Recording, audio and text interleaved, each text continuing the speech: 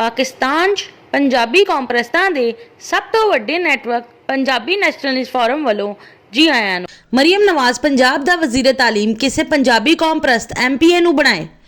ਪੰਜਾਬ ਦੀ 2018 ਤੋਂ ਲੈ ਕੇ 2022 ਤੱਕ PTI ਦੀ ਹਕੂਮਤ 'ਚ ਪੰਜਾਬ ਦਾ ਵਜ਼ੀਰ ਆਜ਼ਮ ਬਲੋਚ ਉਸਮਾਨ ਬੁਜ਼ਦਾਰ ਜਦ ਕਿ ਪੰਜਾਬ ਦਾ ਵਜ਼ੀਰ ਤਾਲੀਮ ਮੁਰਾਦ ਰਾਸ ਰਿਹਾ ਹੈ। ਮੁਰਾਦ ਰਾਸ ਉਰਦੂ ਬੋਲਣ ਵਾਲਾ ਹਿੰਦੁਸਤਾਨੀ ਮੁਹਾਜਰ ਤੇ ਸਰ ਸैयद अहमद खान ਦਾ ਪਰਪੋਤਾ ਹੈ। ਮੁਰਾਦ ਰਾਸ ਨੇ ਆਪਣੀ ਵਜ਼ਾਰਤ ਦੇ ਦੌਰ 'ਚ ਸਿਰਫ ਲਾਹੌਰ ਵਿੱਚ ਹੀ ਨਹੀਂ ਬਲਕਿ ਸਾਰੇ ਪੰਜਾਬ ਦੇ ਸਕੂਲਾਂ ਤੇ ਕਾਲਜਾਂ ਵਿੱਚ ਉਰਦੂ ਬੋਲਣ ਵਾਲੇ ਹਿੰਦੁਸਤਾਨੀਆਂ ਦੀ ਖਾਸ ਪ੍ਰਸਤੀ ਕੀਤੀ ਹੈ। ਮੁਰਾਦ ਰਾਸ ਨੇ ਮਾਰਚ 2020 ਵਿੱਚ ਪੰਜਾਬ ਦੀ ਤਾਲੀਮੀ ਜ਼ੁਬਾਨ ਪੰਜਾਬੀ ਕਰਨ ਦੇ ਬਜਾਏ ਉਰਦੂ ਰੱਖਣ ਦਾ ਐਲਾਨ ਕੀਤਾ ਸੀ। ਇਸ ਲਈ ਉਰਦੂ ਬੋਲਣ ਵਾਲੇ ਹਿੰਦੁਸਤਾਨੀ ਲਾਹੌਰ ਵਿੱਚ ਸਕੂਲਾਂ ਦੇ ਹੈੱਡ ਮਾਸਟਰ ਤੇ ਕਾਲਜਾਂ ਦੇ ਪ੍ਰਿੰਸੀਪਲ ਬਹੁਤ ਵੱਡੀ ਤਾਦਾਦ 'ਚ ਹੋਣੇ ਨੇ। ਪੰਜਾਬ ਵਿੱਚ ਰਹਿਣ ਵਾਲੇ ਉਰਦੂ ਬੋਲਣ ਵਾਲੇ ਹਿੰਦੁਸਤਾਨੀ PTI ਦੇ ਸਪੋਰਟਰ ਨੇ।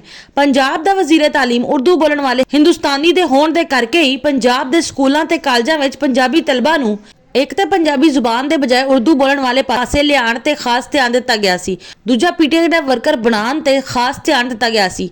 ਇਸ ਲਈ ਪੰਜਾਬ ਦੀ ਵਜ਼ੀਰ ਆਲਾ ਮਰੀਮ ਨਵਾਜ਼ ਲਈ ਜ਼ਰੂਰੀ ਹੈ ਕਿ ਕਿਸੇ ਪੰਜਾਬੀ ਕੌਮਪ੍ਰਸਤ MPA ਨੂੰ ਪੰਜਾਬ ਦਾ ਵਜ਼ੀਰ ਤਾਲੀਮ ਬਣਾਏ ਤਾਂ ਕਿ ਪੰਜਾਬ ਦੇ ਸਕੂਲਾਂ 'ਚੋਂ ਉਰਦੂ ਬੋਲਣ ਵਾਲੇ ਹਿੰਦੁਸਤਾਨੀ ਹੈੱਡ ਮਾਸਟਰ ਤੇ ਕਾਲਜਾਂ 'ਚੋਂ ਉਰਦੂ ਬੋਲਣ ਵਾਲੇ ਹਿੰਦੁਸਤਾਨੀ ਪ੍ਰਿੰਸੀਪਲ ਕੱਢੇ ਜਾਣ ਤਾਂ ਕਿ ਪੰਜਾਬ ਦੇ ਸਕੂਲਾਂ ਤੇ ਕਾਲਜਾਂ ਵਿੱਚ ਪੰਜਾਬੀ ਤਲਬਾ ਨੂੰ ਇੱਕ ਤਾਂ ਪੰਜਾਬੀ ਜ਼ੁਬਾਨ ਦੇ ਬਜਾਏ ਉਰਦੂ ਜ਼ੁਬਾਨ ਵਾਲੇ ਪਾਸੇ ਲਿਆਉਣ ਦੀ ਸਾਜ਼ਿਸ਼ ਖਤਮ ਕੀਤੀ ਜਾਏ, ਦੂਜਾ PTI ਦਾ ਵਰਕਰ ਬਣਾਉਣ ਦੀ ਸਾਜ਼ਿਸ਼ ਖਤਮ ਕੀਤੀ ਜਾਏ।